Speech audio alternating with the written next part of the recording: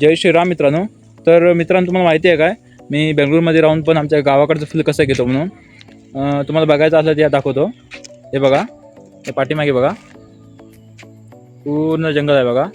असं वाटतं की गावच्या जंगलामध्ये आलं असं वाटतं. हे बघा, आणि हे बघा आतमध्ये चारा पण आहे गुरांना खायला. जास्तीत जास्त गुरं असतात इथं, आज कशी की नाही. हे बघा, पूर्ण जंगल आहे. आणि या तुम्हाला आणि एक मेन प्लेस दाखवतो.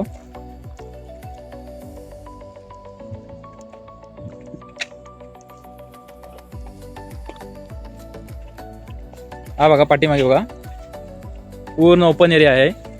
आणि हे तुम्हाला बघितलं तर असं वाटणार की जमीन आहे सारखी. जमीन नाही, हे पुरा आहे, पाणीच आहे इथे. तिथे आतमध्ये गेलं, एक 20 मीटर दूर गेलं तर आतमध्ये बुडणार तुम्ही.